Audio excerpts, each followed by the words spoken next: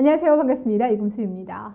자, 지금부터 여러분들 우리 이제 전근대 역사를 어느 정도 마무리를 하고요. 이제 개화기 시기 들어갈 텐데 일단은 흥선대원군과 개항 시기 다양한 조약을 체결하죠. 그 얘기에 대해서 오늘 수업 시간 다뤄보도록 하겠습니다.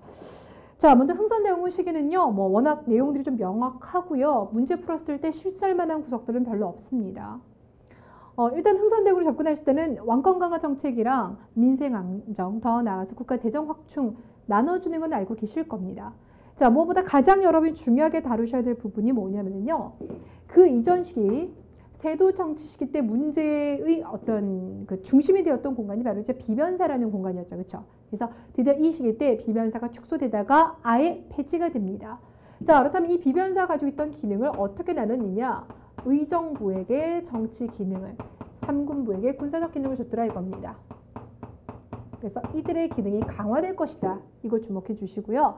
조선 후기 법전하면 속대전, 대전 통편, 그리고 여기서는 대전 회통이랑요 육전조례가 나올 거예요.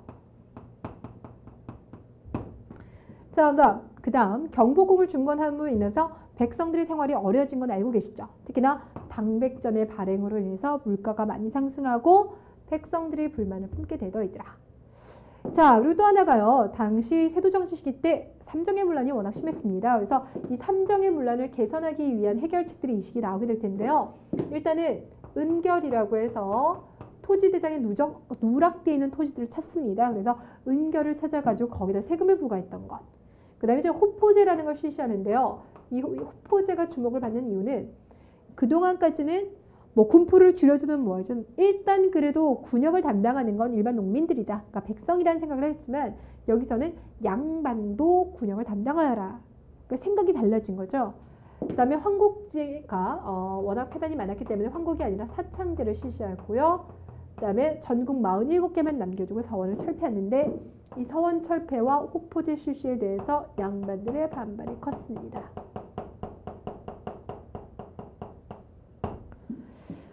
자, 먼저 881번 공민왕이 실시한 다음 정책과 같은 목적으로 대원군이 실시한 정책. 문제 되게 길었어요. 그런데 이제 여러분이 이 문제를 보시면서 공민왕 왕권 강화를 추진하면서 원나라로부터 반원 자주 정책을 추진했던 인물이죠. 그렇게 본다면 왕권 강화라는 측면에서 공통분모가 보여요. 하지만 그걸 생각하는데 하더라도요. 1번 경복궁 중건, 2번 대전회통 편찬, 3번 통상수교 정책? 답은 3번이죠. 흥선대원군은요. 통상수교 거부입니다. 자, 그러니까 문제가 상당히 쉽게 나온 거 알고 계시죠? 5번에서 비변사를 폐지하고 의정부와 삼군부의 기능을 회복시켰다. 앞으로 이 부분 문제가 되게 많이 나와요. 그게 그 밑에 882번에서도 동그라미 1번 비변사를 사실상 폐지하고 의정부와 삼군부의 기능을 부활시켰다. 나와 있죠. 옆으로 883번 문제에서도 동그라미 4번 비변사의 기능을 강화시켰다. 자, 그러니 882번에 1번은 맞는 거고 지금 봤던 883번에 4번은 틀렸다는 걸 알 수가 있겠죠. 이게 연속으로 계속 나와요. 84번 한번 가볼까요? 가나 주장에 따라 시행된 제도에 대해서 옳지 아니하는 것은 가. 밑에 세 번째 줄 군포 한 피를 감해 준다면 그랬어요. 한 피를 줄여주는 건 영조 시기 때 균역법이 되겠습니다. 자, 가는 균역법. 자, 근데 이제 나를 봤더니 호역으로서 군역을 대신하고 호수에 따라 귀천과 좀비를 물론하고 일체로 부역을 균평하게 한다라면 그러니까 결국 뭐예요? 신분에 상관없이 모든 자들에게 똑같이 역을 맡기겠다. 균평하게 하면 이라고 되어 있으니까 균등하게 나눠주면 이란 뜻인 거잖아요. 그러니까 여기서 이제 호포제가 되는 거예요. 가, 나 이렇게 되겠죠. 1번 박람회 폐단이라는 건 뭐랑 관련돼 있습니까? 대동법이에요. 그렇죠. 그러니까 특산물을 서리가 대신 납부해주고 난 다음에 과도하게 이익을 치는 걸 박납. 그래서 대동법을 시행하는 거니까 균형법이랑 전혀 상관없습니다. 답은 1번입니다. 2번에서요. 성리학적 명분론을 바탕으로 양반의 반발이 심하였습니다. 그랬는데요. 양반들은 우리는 학문을 공부하고 그래서 나라의 법과 제도를 만드는 사람들인데 어떻게 우리가 역을 담당하느냐. 그러니까 우리는 일반 평민들과는 다르다라는 생각을 해주죠. 다르다는 게 결국 명분론 아니겠습니까? 근데 거기 4번 가나 모두 과세 대상이 확대되었습니다. 양반도 군포로 했으니까 이건 확대된 거 맞죠? 얘는 왜일까요? 군포 두 필 같은 걸 한 필만 거두니까 국가 재정이 어려워졌을 것이고 그걸 메꾸기 위해서 결작, 선무공간포 이런 거 징수했잖아요. 이 결작이라고 하는 것은 땅을 가진 자들에게 징수시키는 것. 결국 땅을 가진 양반들은 균역법의 대상이 되는 거죠. 그렇죠? 자, 그러니 그동안에는 양반들이 군포 안 냈, 그러니까 군역과 전혀 상관이 없었는데 이제는 땅을 가졌다는 이유만으로 균역법에서 어쨌거나 큰 범주 안에 포함이 돼버렸으니까 과세 대상 자체가 늘어난 거 맞습니다. 답은 4번입니다. 자, 85번에서 흥선대원군의 정책 중에서 양반계층의 불만을 불러일으켰다. 여러분, 호포제랑 서원이어야 돼요. 가가 왜 안 되냐면 은결을 적발하면은요, 꼭 양반이 아닌다 하더라도요, 평민 지주도 당연히 세금을 내야 되니까 좋아할 리는 없겠죠. 그러니까 이거는 양반에게만 한정시킬 수가 없고요. 라에서 비변사를 폐지하면 안동 김씨 집안들은 안 좋아할 수도 있어요. 하지만 권력에서 배제되었던 다른 세력들은 좋아하겠죠. 그러니까 라 상관없고요. 마 사창제를 개편한 것에 대해서는 양반들 뭐 사창 그 전에 환곡제를 통해서 이득을 취했던 사람들은 향리 세력들이었기 때문에 양반과는 상관이 없습니다. 자, 86번 문제. 1번 독서 3품과 좀 오랜만에 듣죠? 이거는 신라 하대 원성왕이에요. 2번 광덕준풍 하면 연호 중에서도 고려 광종시기 때 연호입니다. 고려시대 연호에서는요, 광종의 연호밖에 안 나와요. 그러니까 기억 좀 해주시고요. 자, 그러니까 답은 그래서 2번인 거고요. 3번에서 도첩제를 배제하였다. 그러면 아예 그냥 도첩제 자체를 없앴다는 것은 승려로 출가하는 걸 막아버리겠다는 거죠. 이건 성종시기입니다. 성종. 승과제도를 폐지한 건 중종시기 때가 되겠고요. 4번에서 대전 통편이라고 하면 정조입니다. 887번 기업과 니은에 대한 설명을 옳지 아니하는 것은 기업, 백성을 해치는 자는 공자가 다시 살아난다 해도 내가 용서치 않겠다라고 얘기한 사람이래요. 그건 누굽니까? 흥선대원군. 자, 니은은 우리나라의 선유의 제사 지내는 곳인데 어찌 이런 곳이 도적이 숨는 곳이 되겠느냐라고 얘기했어요. 그러니까 서원들이 우리 선현들한테 제사를 지낸다는 명분으로 과도하게 그 지역 백성들에게 뭐 세금, 지역 백성들을 동원한다거나 그들에게 여러 가지 물품을 강압적으로 빼앗아오는 걸 말하는 거죠. 자, 그렇다면 이와 관련돼서 서원철폐, 그러니까 이건 이제 니은이 되겠네요. 1번 이 시기 경복궁 재건받고 2번 만동묘라고 해서요. 명나라 이제 신종과 명종에 대해서 제사 지냈던 곳인데 그곳 또한 워낙 이제 명나라 황제에 대한 제사를 지낸다는 것만으로도 그 지역 사람들에게 많은 물품들을 약탈했습니다. 그래서 이 시기 서원 철폐할 때 같이 묻어다 버렸어요. 3번에서 수령들의 자문 기관이다 그러면 유향소, 특히 조선 후기에서는 향회가 그 역할을 담당하죠. 그러니까 여기서는 서원이랑 상관없어요. 서원은 학술 연구 기관인 거고 향회하면 원래 이제 지방 양반들의 이익 집단인 거죠. 답은 3번입니다. 자, 888번에서요. 옳은 것 그랬는데 일단 기억해서 6조 직계제는 태종과 세조이니까 답이 안 되겠고요. 2번에서 중종은 조광조를 그래서 현량과 실시 맞죠. 디귿에서 숙종 때 환국 일어났어요. 탕평론을 제시한 건 맞아요. 단 명분에 그친 거죠. 얘기만 했습니다. 그죠? 그래서 본격적인 탕평론 하면 영조 정조. 리을에서요. 공로비를 해방한 건 순조입니다. 헌종 아니에요. 미음에서 군역제도를 개혁해서 이제 호포제 실시한 거죠. 사창제 실시한 거 맞죠? 하지만 얘와 얘가 같은 것과는 아니죠. 서로 다른 주제입니다. 답은 그래서 2번입니다. 89번 옳은 것은 그랬는데요. 먼저 1번 서인이 주도하고 남인이 공존합니다. 그랬어요. 우리 붕당 정치 17세기 초반이랑 17세기 후반의 양상이 달랐어요. 이때는 공존. 인조에서부터 효종 시기까지가 그러고요. 현종에서 숙종 시기가 되면 예송, 환국 맞습니까? 자, 그러니까 1번에서 서인이 주도하고 남인이 공조 및 비판하는 공존체제가 유대였다. 그럼 인조에서 효종이니까 답은 1번 맞네요. 2번에서 사화가 일어나는 건 외란 전이에요. 연산군에서부터 명종식이고요. 3번에서 특정한 소수의 세도 가문이 이랬으니까 세도정치죠. 세도정치는 순조, 헌종, 철종, 순조 집권 1년차 때 정순왕후 세력이 일으켰던 박해가 신유박해죠. 그러니까 라입니다. 이거는. 4번에서 강력한 왕권이 붕당의 치열한 다툼을 일시적으로 통제한 것은 탕평책이 시행되었던 다입니다. 자, 이번에 문제부터는요.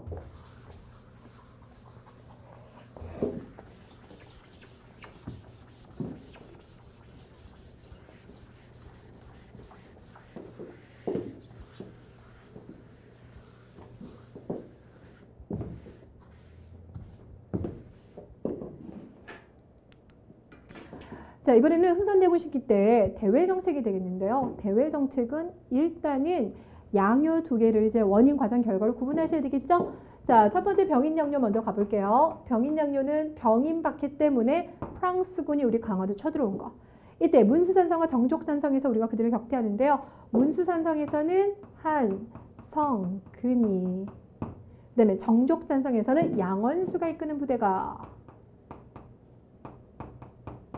자, 문제는 그들이 한 달여 만에 물러가면서 우리의 외규장각에 있는 많은 도서들을 약탈을 했다. 그러다가 2011년도에 반환이 되었습니다.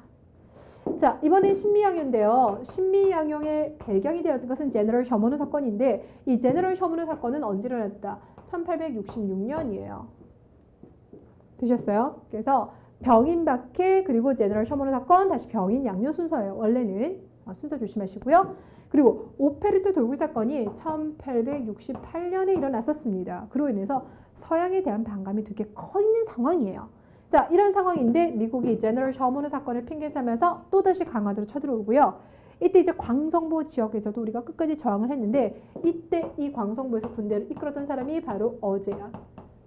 그래서 이렇게 희생되신 분에게 참 장난스럽게 외우게 해서는 좀 이건 죄송합니다만 광어해 라고 해서 기억하시는 것도 괜찮아요. 자, 결국 이렇게 연속적인 양요를 거치면서 척화비를 세우죠. 서양이 침범함에 싸우지 아니하는 것은 화해를 하는 것이고 화해를 하는 것은 나라를 파는 짓이다 라고 새겨져 있습니다. 890번. 자, 나라하고 나왔는데요. 이제 개항 시기 때 되면 여러 서구 국가들이 나오잖아요. 그 국가들 간의 관계 잘 구분해 두셔야 돼요. 먼저 890번에 밑줄 친 나라, 이 나라와는 외교장각에 있는 도서 반환을 요구하고 있다라고 했으니까 이거는 프랑스와 관련된 거죠. 1번 제너럴 셔먼후, 이건 미국 배인 거고요. 2번 이 사건을 계기로 천주교 박해를 한 게 아니라 이것 때문에 얘가 일어난 거죠. 그죠? 그러니까 2번에선 계기로라는 부분이 완전 틀린 거예요. 3번에서는 이거는 이제 일본인 거고 4번에서는 맞죠. 한성군과 양원수가라고 했으니까요. 답은 4번이고요. 척화비를 세웠던 것은 이거는 이제 신미양요 끝내고 난 다음입니다. 91, 92는 좀 간단하니까 넘어가도록 하겠고요. 93번 한번 가볼까요? 이거 예전에 우리 풀었던 적이 있어요. 뭐 예전도 그렇게 오래된 거는 아니었죠. 우리 조선 후기 정치 파트하면서 했었는데요. 그 700번. 그리고 그게 2014년 사복직 문제에서 나왔던 건데 알고 보니 2010년도 이미 게리직에서 나왔던 거였어요. 그때 우리가 했던 게 이제 누굽니까? 벨테브레이랑 하멜을 다뤘었잖아요. 일단 그 중에서 먼저 온 사람이 누굽니까? 벨테브레이. 벨테브레이 같은 경우는 이름을 박연 이렇게 바꾸면서 우리 사람과 결혼도 하고 자식도 낳았잖아요. 자, 그래서 벨테브레이가 리을 먼저 들어갑니다. 그가 인조 시기 때 왔고 하멜이 효종 시기 때 왔어요. 하지만 그는 결국은 다시 네덜란드로 돌아갔죠. 자, 그리고 이제 멜렌도르프랑 오페르트가 있는데 이 오페르트는 흥선대군 아버지의 무덤을 이제 도굴하려고 했었고요. 그 벨테브레이라고 하는 이 사람은 누구냐? 멜렌도르프는 누구냐? 이 멜렌도르프라고 하는 사람은 우리가 이모군란 끝나고 난 다음에 청나라의 간섭을 받게 되잖아요. 그때 청나라에서 우리 외교랑 그다음에 군사랑 그다음에 정치 부분에 간섭을 하기 위해서 세 사람을 보냈어요. 그 세 사람 중에서 서양인이었던 사람이 바로 멜렌도르프예요. 되셨어요. 그러니까 이모군란 이후에 들어와야 되는 거예요, 이 사람은. 자, 다시 갑니다. 여기 두 사람 같은 경우는 몇 세기라고요? 17세기. 인조와 효종 시기 때 들어오는 거고요. 그래서 벨테브레이가 가서 하멜 통역도 해주고 그래요. 자, 그러니까 이 시기는 이제 묶어주세요. vertebrae 하면 묶어두시고요. 그 다음 디귿, 오페르트는 흥선대원군 시기. 답은 그러니까 3번이 되겠습니다. 맞죠? 자, 894번입니다. 2011년 한국으로 귀환되었다. 조선 왕실 의궤. 거기 지금 사진 속에 보이시는 분이 바로 박병선이라고 하는 프랑스에서 활동했었던 학자입니다. 자, 이런 사실이 발생하게 된 배경 그랬어요. 그러니까 결국은 여기를 말이죠. 기억, 양원수 부대가 정족산성에서 만나요. 니은, 척화비 비문을 만드는 계기는 신미영이니까 상관없죠. 디귿, 외교 장각이 약탈된 거 맞죠? 답은 그래서 2번. 어제연의 수비대가 광성보에서 어제연은 신미양요. 그러니까 답은 2번만 되겠습니다. 한 문제 건너뛰고요. 896번 들어가 볼게요. 통상수의 거부정책 순서별하고 나왔는데요. 일단 가를 봤더니 광성보에서 어제연이 신미양요죠. 가. 오페르트 해서가 나가 되겠는데 문제는 얘가 먼저고 이거죠. 68년도니까. 다 프랑스 함대가 쳐들어온 것은 병인 양요인 거고 라 척화비를 세운 건 가장 나중에이니까 이건 되게 쉬운 거네요. 다 나가라가 되겠습니다. 답은 4번. 그 다음 이제 97번, 98번 문제는 의궤 문제가 나왔어요. 여러분 의궤라고 하면요. 이건 그림책이에요. 근데 그냥 그림책은 아니고요. 왕실 주요 행사를 그려둔 그림책이에요. 근데 정말 좋은 재료에 아주 세밀하고 자세하게 그려둔 겁니다. 드셨어요? 다 비단으로 막 되어 있고요. 최고의 종이에다가 정말 아름다운 색깔을 가지고 왕실 행사를 그려둔 그림책입니다. 자, 1번에서요. 왕의 행적과 국정 전반을 기록한 것으로 천재지변에 관한 기록까지 있다. 여러분들 그 뭐 천재지변이면 뭐 번개 치고 이런 거 그림으로 그리나요? 지금 여러분 1번에서 말하고 있는 건 조선왕조실록을 말합니다. 그러니까 그림책인 의궤와는 상관이 없죠. 답은 그래서 1번입니다. 자, 거기 이제 2번을 좀 주목하시면 되는데요. 조선 초기부터 제작된 건 맞아요. 조선은 기록의 나라라서 처음부터 글로 쓰는 실록에다가 처음부터 그림책 의궤까지 만들었는데 단 임진왜란 때 의궤가 다 불타서 지금 남아있는 건 가장 오래된 게 선조 시기. 외란 끝나고 난 다음이에요. 자, 그러니까 2번은 맞는 거죠. 그리고 3번에서 프랑스군이 강화도 있던 거, 외교장각이 있던 거 가져간 거 맞죠? 4번에서 프랑스 국립도서관에 있다가 2011년도에 반환된 거 맞죠? 답이 1번인데요. 그래서 여러분 잘 보세요. 이게 지금 2014에 나왔던 건데 거기 바로 898번을 보면 1번 현재 남아있는 의궤는 모두 18세기 이후에 만들어진 것이다. 그러면 임진왜란때 다 불탔으니까 맞을 수도 있겠지만 임진왜란은 1592년부터 1598년까지 일어난 전쟁이에요. 그럼 적어도 이게 끝나고 난 다음에 했으면 한 16세기부터는 다시 나라가 안정되면서 만들지 않았을까요? 맞아요. 실제로 그러해요. 아이고 이거 저 뭐예요? 1600년대부터 다시 그렸으니까 17세기부터는 다시 그렸겠죠. 그쵸? 그래서 지금 남아있는 것 중에 제일 오래된 게요. 17세기 초반에 있는 거예요. 되셨어요? 그러니까 전쟁 끝나자마자 다시 그러니까 선조의 왕비가 사망합니다. 그러자 그런 장례식 같은 거 다루는 것들 쭉 그리는 거예요. 자, 그러니 답은 1번입니다. 18세기가 아니라 17세기 초반이에요. 이 문제가 조금 깐깐하지만, 그쵸? 깐깐하지만, 이런 것들이 흔적이 돼서 이미 이제 897번에서도 예측 가능한 문제가 나왔다는 겁니다. 자, 이번에는, 자, 개항에 대해서 들어가 볼까요?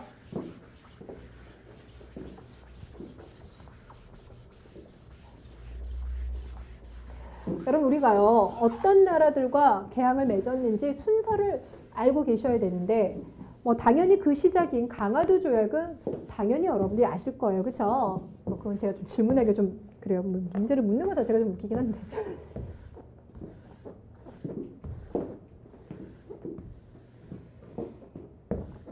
자, 좀 보이실까요, 여러분들? 오케이. 자, 그럼 볼까요? 일단은 강화도 조약 같은 경우는 조일 수호조규 아니면 병자 수호조규라고 불러주죠. 일단 기본 핵심적인 내용은 4가지입니다. 조선은 자주국이라고 들어가 있어요. 이렇게 넣었던 이유는 뭐 하려고? 청나라가 그동안 우리에게 가지고 있었던 행사했었던 종주권 이거 부정시키려고 하는 의도가 있는 거고요. 부산, 원산, 인천 3개 항구 개항합니다. 이건 이제 개항 순서 그대로 외우는 거예요. 부산, 원산, 인천. 인천을 가장 늦게 하는 이유는 정치 중심지인 한양과 직결되어 있기 때문인 거죠. 자, 무엇보다 강화도 조약은 우리가 처음 맺은 근대적 조약이기 때문에 아무것도 모르는 상태, 무식한 상태에서 맺었어요. 그러다 보니까 일본이 원하는 거 많이 들어가 있는데 그 중에 하나가 해안 측량권, 또 하나가 치외법권. 자, 그런데 문제는 여기서 그치는 것이 아니라 같은 해에 맺었던 수호조교 부록이라든지 통상장정에 그 무식함이 계속 이어져 가는 거예요. 그만큼 우리가 경험이 없었다라는 거죠. 자, 조일 수호조교 부록에서의 핵심적인 내용은요. 일본 외교관들은요. 국내를 자유롭게 다닐 수 있게끔 해준다라든지 그리고 또 하나 간행의정 있죠. 일본인들이 개항장에서 어느 정도 구역까지 살 수 있느냐 10리까지 살 수 있도록 이 당시 정해놨어요. 자, 그런데 문제는 82년도에 1882년도에 요거 이제 1876년이죠. 이모군란이 일어나면서 청나라가 뒤늦게 우리도 그러면 이제 경제 침투할 거야 그러면서 청나라 상인들에게 내지 통상권을 허용해 줬어요. 기억나세요? 그러자 일본이 그럼 우리도 이렇게 되는 거죠. 그러면서 조일 수호 조규 속약이라는 걸 맺으면서 82년도에 뭐라고 하냐? 그럼 우리도 다 안쪽까지는 아니더라도 50리까지는 들어갈 수 있게 해줘. 이렇게 되는 거예요. 자, 이 82년도가 되게 역사에서 거리들이 되게 많이 나오는 해거든요. 이모군란 끝나고 난 다음에 청나라 상인들이 내지 통상권을 얻어가자 일본은 82년도에 조일 수호 조규 이 부록을 다시 거의 이제 고치면서 50리까지 확대시키고요. 자, 그 다음에 조일 통상장정 같은 경우는요. 산무라고 했던 거 기억나십니까? 3가지가 없어요. 항세도 없고 관세도 없고 곡물 유출에 대한 제한 조치도 없었더라. 이해되시겠습니까? 자, 이것도 나중에 이제 수정이 되면서 우리가 이제 관세도 만들고 방공령을 지정할 수 있게끔 되는데요. 관련된 문제 들어가 볼게요. 자, 먼저 899번 밑줄 친 수호 조약에 대해서 옳은 것은 그랬는데요. 여러분들 위에서 4번째 줄 사신의 호칭은 수신사라 하고 김기수를 특별히 자출하고 라고 했습니다. 김기수가요. 1차 수신사로 나간 것이 강화도 조약 체결하고 난 다음에 간 거잖아요. 그쵸? 이거 체결하고 1차 수신사 나가요. 그러니 이건 여러분들 조일 수호조교, 병자 수호조교입니다. 자, 그러니 1번에서 거중조정을 했는데 거중조정이라면 우리와 미국 사이에 들어갔던 거죠. 조금 이따 보겠지만 조미수호 통상조약 체결하면서 일본에서 나오지 않았던 3가지가 새로 나오는 게 있어요. 그 시작이 거중조정이에요. 내지 통상권은 청나라한테 처음 인정해줬죠. 1882년 청나라한테 처음 인정해줬고요. 해안 측량권이 여기서 나오죠. 답이 그래서 3번인 거고요. 조선 책략의 영향을 받아서는 미국과 조약을 체결합니다. 900번 다음 조약과 관련된 설명으로 옳지 아니하는 것은 첫 번째 줄 부산 초량진에는 여러분 거기서요. 그 제4관의 밑에 2번째 줄 2개의 항구를 열어 라고 했습니다. 부산 말고 2개 더 열고 원산 인천을 얘기하죠. 그러니까 이걸 딱 봤더니 강화도 조약이구나. 아니면 그거 모른다 하더라도요. 경기, 충청, 전라, 경상, 함경 5개 중에서 2곳을 열어라. 이거 얘기하는 거잖아요. 2번째, 일본은 개항장에 일본 상민을 관리하는 관원을 설치할 수 있다. 일본 외교관. 3번, 양국 인민은 각기 자유로 교육하며 관리가 관여하거나 제한하지 못한다. 그런 조항들이 있었어요. 4번, 널리 구미 각국과 신으로서 친교하고 안으로는 정치를 개혁한다. 외국과 손도 잡고요. 내부적인 개혁을 하겠대요. 이거 말하는 사람이 누구냐면 김옥균이에요. 김옥균이 갑신정면 실패로 끝나고 난 다음에 그리고 쓴 이건 뭐라 할까요? 회고록 같은 겁니다. 갑신일록이라는 거야. 갑신일록.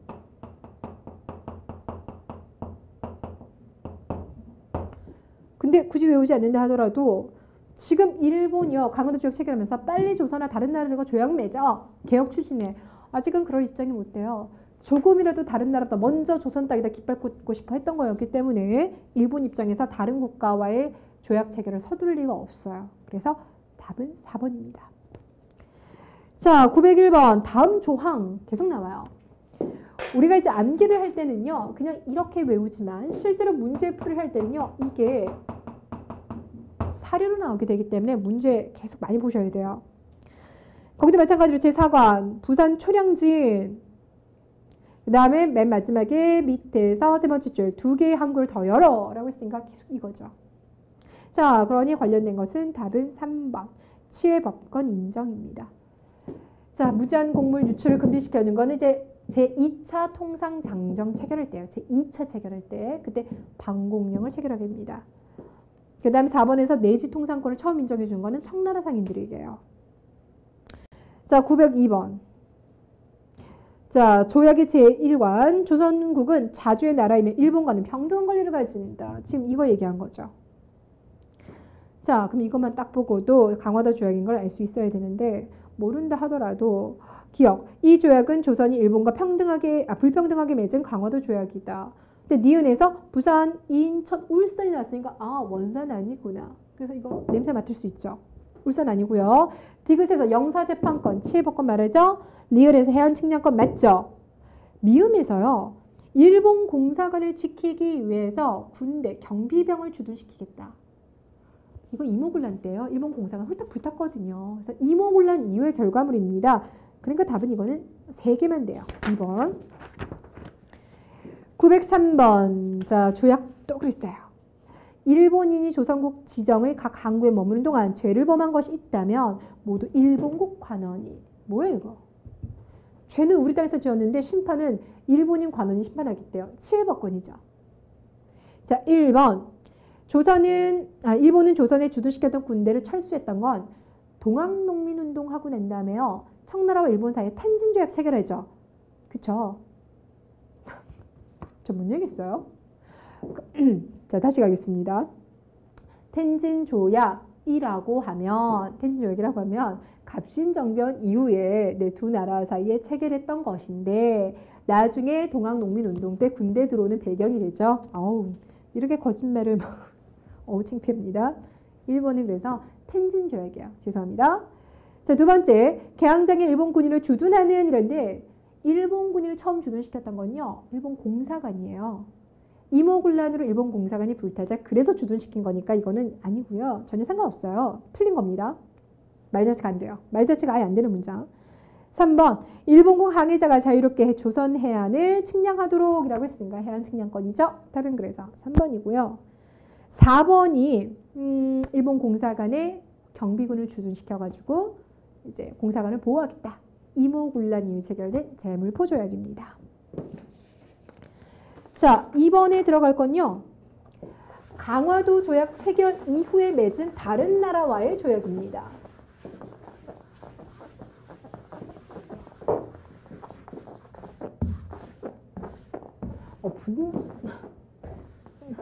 여러분 안 보실까봐 제가 분노의 질개질을 하고 있네요. 자, 가보면 일단 일본과는 1876년이라면 미국과 우리가 조약을 체결하게 되는 것은 1882년. 그 문제의 이모군란이 일어나던 해 정말 많은 사건이 벌어지죠. 독일과 영국 같은 경우도 82년에 조약을 체결했는데 정식으로 조인된 게 83년이에요. 그러니까 여러분들이 82년에 미국, 독일, 영국 순서로 기억하셔도 되고요. 아니면 정식으로 조인된 것은 83년도니까 뒤로 빼셔도 괜찮아요. 수업 시간에는 앞에서 붙여서 했습니다. 러시아와는 84년이고요. 프랑스가 조금 늦어요. 86년. 왜? 다른 나라는 물건만 팔겠다가 아닌데 프랑스는 천주교 전파 허용시켜줘. 이걸 요구하다 보니까 조금 늦어요. 자, 또 하나 특징은요. 여기까지 있잖아요. 여기까지는 청나라가 알선을 했다는 겁니다. 청나라 알선.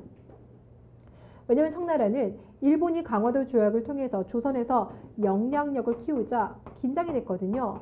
그래서 알선을 했지만 러시아? 예, 청나라가 알선한 거 아니에요. 러시아가 조선 땅에 들어온 걸 제일 싫어했던 나라 중에 하나가 뭡니까? 청나라이기 때문에 이거는 이제 자기네들이 알아서 조약을 체결을 한 것이죠. 자, 그렇다면 그 중에서도 우리는 특히 이제 미국을 주목을 하게 되는데요. 자, 미국 봅시다. 조미소 통상조약 1882년인데 이 미국과 조약을 체결하게 되는데 황준센이 썼던 조선 책략이 큰 영향을 주는 거죠.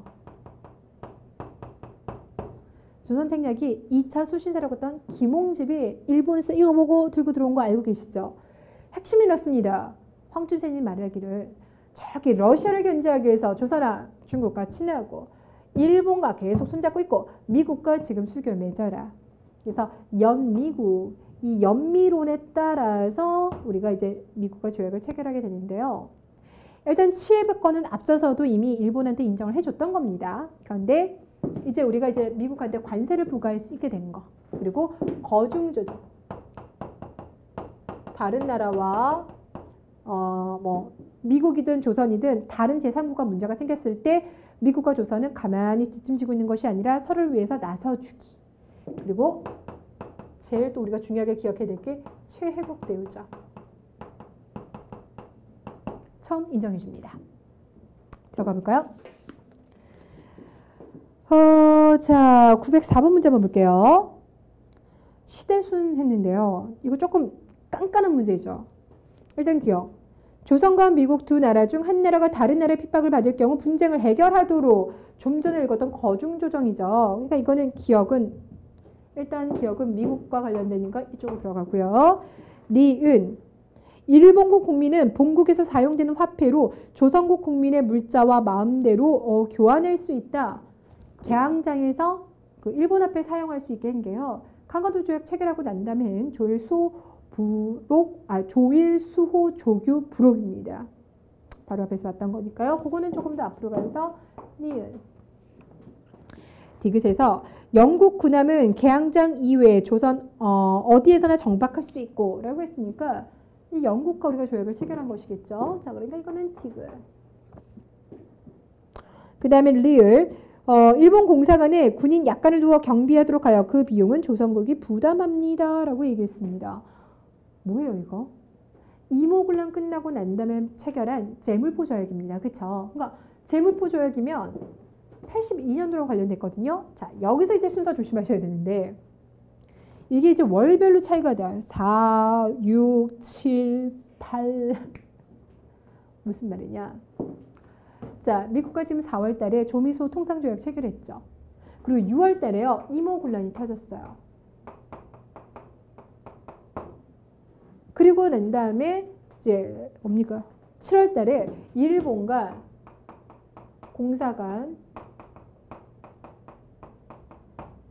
공사관의 경비병을 주둔하는 것 때문에 재물포 조약을 체결했고 그리고 난 다음에 다시 조청 상민 수륙 무역 장정을 체결해서요. 이때 우리가 청나라한테다가 이제 내지 통상권을 부여를 하게 돼요. 그러니까 82년도가 되게 복잡해요.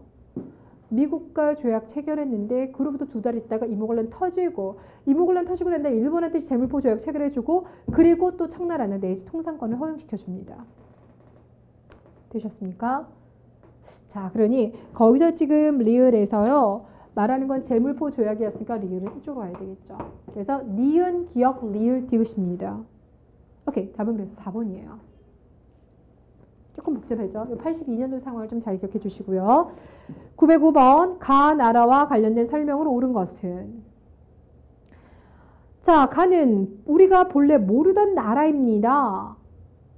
자, 그런데 밑에서 하나, 둘, 셋, 넷, 5번째 줄. 러시아는 우리와 혐의가 없는 나라인데 공연히 남의 말만 듣고 틈이 생기게 된다라면 이러면서 영남 만인소의 일부가 지금 들어가 있죠. 지금 이거예요. 조선 책략에서 러시아를 견제하기 위해 미국을 끌어들여야 되는데 영남 만인소에서 하는 말은 러시아와 우리는 별로 나쁜 사이도 아닌데 굳이 얘를 견제하고자 적대시키자 끌어온다라면 러시아가 되게 기분 나빠할 거예요. 그 얘기예요. 그래서 이 영남 만인소는요. 이래저래 잘 나와요. 이 영남 만인소를 통해서 당시 유생들이 가지고 있는 생각을 물어볼 수도 있고요. 아니면 그 영남 만인소를 통해서 그 글이 왜 나왔어요? 이거예요. 되셨어요? 자, 그러니 거기서 항상 맨 위에 줄 누구누구는 우리가 본래 모르던 나라입니다. 잘 알지도 못하는데 공연히 타인의 권유로 권유로 불러들였다가 그들이 재물을 요구하면 어떻게 되겠습니까? 라고 얘기를 했어요. 됐어요? 저 순간 지금 이거 문제 잘못 봤던 거 저도 깜빡했네요. 여러분 가는 그래서 러시아가 아니라 지금 뭔 거예요? 미국이네. 미국에 대해서 잘 모르던 나라인데 감기에 걸렸더니 지금 뭐 정신이 맨날 보는 이 문장을 저도 깜빡했습니다.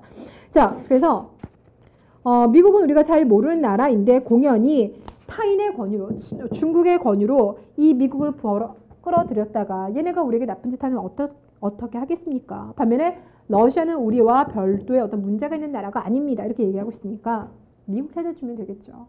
그러니까 1번 서양 열강 중에서 가장 먼저 조약을 체결한 나라가 미국이다. 이렇게 하시면 되겠죠. 답은 그래서 1번이고요.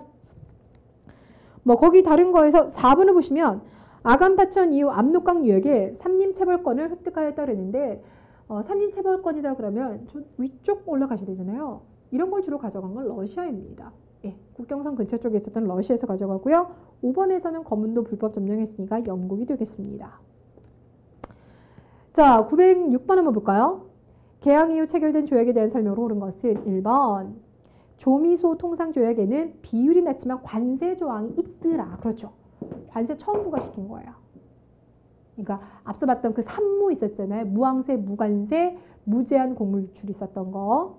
그래서 우리가 일본과 맺었던 통상조약과 다르게 일단 미국에서는 그래도 미약하지만 관세를 처음 명시하였더라. 그러니까 이건 맞는 거니까 1번 동그라미고요. 2번에서요. 곡물이 무제한 유출되는 거 허용시켰다 그러면 조일 통상장정인 거잖아요. 그렇죠?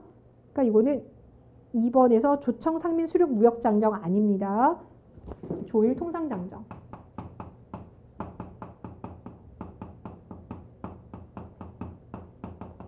로 바꿔주시고요. 3번에서요. 내지 통상권을 허락하였다 그러면은요. 이거는 82년도에 체결한 조청 상민 수륙 무역 장정. 4번에서 조불소 통상 조약에서는 천주교에 대한 이제 포교가 허용이 되는데요. 저 이 문제 뭐 깜짝 놀랐어요. 왜 이렇게 치사하게 내셨는지. 86년이거든요. 근데 거기 85년이라고 나왔죠. 예, 그래서 답이 1번이 됩니다. 그러니까 82, 83, 84 하루 띄고 86 이렇게 들어갑니다. 자, 907번입니다. 자, 중국 외교가 황춘센의 조선 침략에 반발하면서 라고 했어요. 반발의 핵심 내용은 여기에 대한 반발의 핵심 내용은 러시아는 우리와 별로 사이가 나쁘지 않다. 근데 잘 모르는 굳이 미국 끌어들여서 얘를 적대시할 필요가 있겠느냐 아니겠습니까? 그리고 905번에 봤던 거죠. 자, 기억이 바로 이거예요. 러시아는 본래 우리랑 혐의가 없는데 공연히 타인을 얘네를 믿음으로써 이들과 적대할 필요가 뭐 있겠습니까? 답은 그래서 기억. 그러니까 2011년도에 경북에서 나왔다가 2012년도 게리직에서 한번 나오고 계속 돌려쓰고 있죠. 자, 반면에 니은을 한번 보시면 답은 이미 나왔지만 니은을 보시면 세 번째 줄 서양이라도 하더라도 기계 기술이나 농사가 진실로 이익이 될 만한 것이라면 반드시 행할 것이요 이렇게 얘기했어요. 그러니까 뭔가 기술적인 거 좋다면 받아들이자라는 거죠. 이게 바로 동도서기론.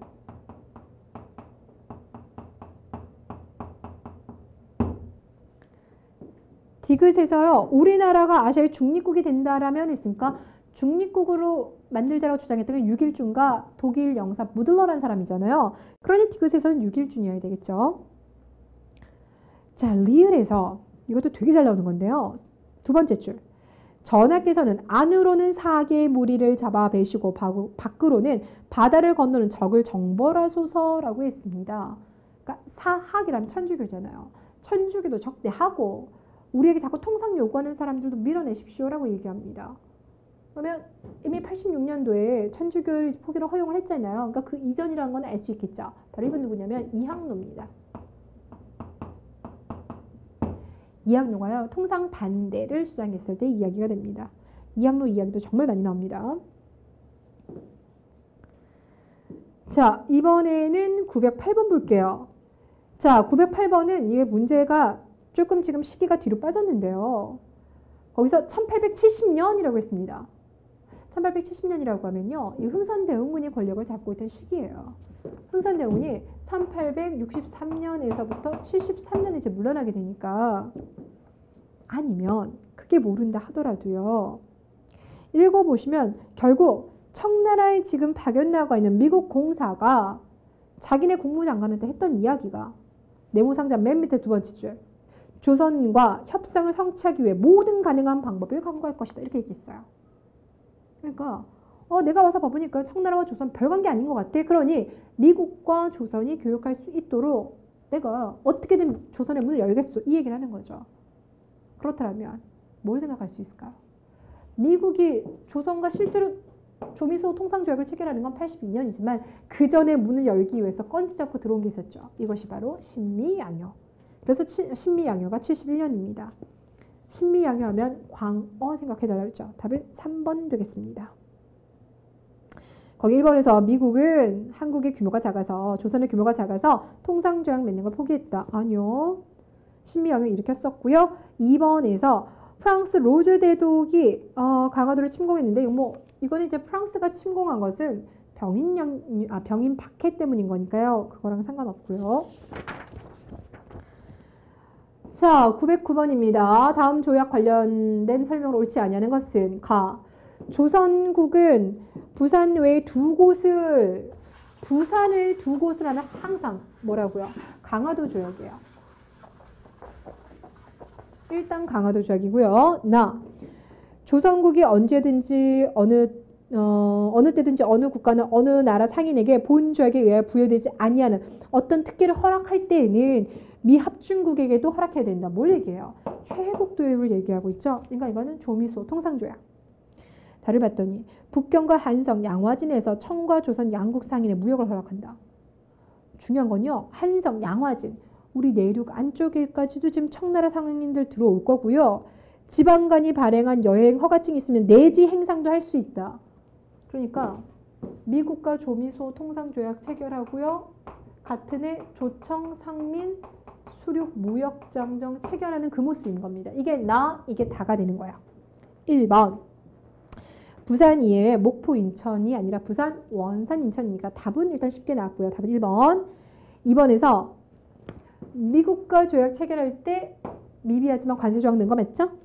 3번에서 조청 상인 수륙 무역장정으로 청나라 상인들 들어오면서 일본 상인과 경쟁한 거 맞죠?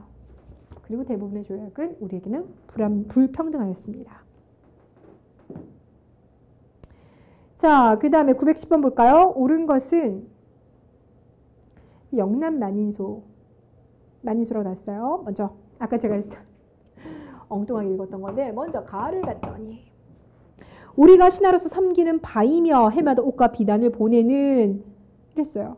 그래서 그 수레가 요동과 계주를 입고 있습니다. 라고 했으니까 이건 청나라예요. 청나라에다가 우리가 이제 병자호흡을 한 이후로는 우리가 받들었으니까 일단 나는 우리가 본래 모르는 나라이다. 잘 알지도 못하면서 공연히 타인의 권유로 중국 황춘센의 권유로 얘네들과 손잡는다는 것은 이렇게 해서 나왔으니까 나는 미국. 다는 우리에게 매여 있던 나라인데 그들은 이미 우리 땅을 잘 알고 수륙 요충지대를 잘 알고 있습니다. 그러니까 예전에는 우리한테 매여 있었는데 이제는 그들이 우리 너무 잘 알고 있어요. 이건 일본을 말하는 거죠. 마지막 본래 우리와 혐의가 없는 나라인데 공연히 남의 말만 듣고 틈이 생긴다면 어떻게 되겠습니까? 우리와 원래 큰 문제가 없었던 러시아를 말하는 거니까요.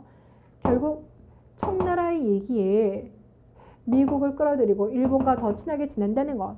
이것은 괜히 우리와 별 문제 없는 러시아와의 관계만 자극할 뿐이다 라고 얘기하는 것. 저는 문제 풀 때마다 왜 자꾸 마음에 드는 문제는 다 법원식인지 모르겠어요. 답은 그래서 2번 되겠습니다. 자, 마지막 911번입니다. 연표에서 그 시기를 고르는 건데요. 여러분들 거기 제4조에서 보시면 세 번째 줄 중국 상인이 조선의 양화진과 서울에 들어가서 영업소를 차려놓을 수 있도록 허락하는 이라고 했습니다.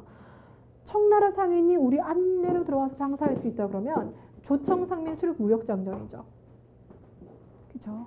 네. 청나라와 관련돼서 상인들 이야기가 처음이 나오고 내지 통상권이 나오면 조청, 상민, 수륙, 무역장정. 그렇다면 이거는 이모군란 끝나고 맺는 거죠. 답은 그래서 2번이 되겠습니다. 자, 수고 많으셨습니다. 여기는요. 문제를 풀어보셨으면 이미 여러분께서 아시겠지만 정말 나왔던 게 계속 반복적으로 나옵니다. 그러니까 여러분께서 직접 한번 A4 용지 꺼내두시고요. 말로만 하지 않고 직접 써보시는 게 암기에는 가장 도움이 되지 않을까 싶습니다. 고생 많으셨습니다.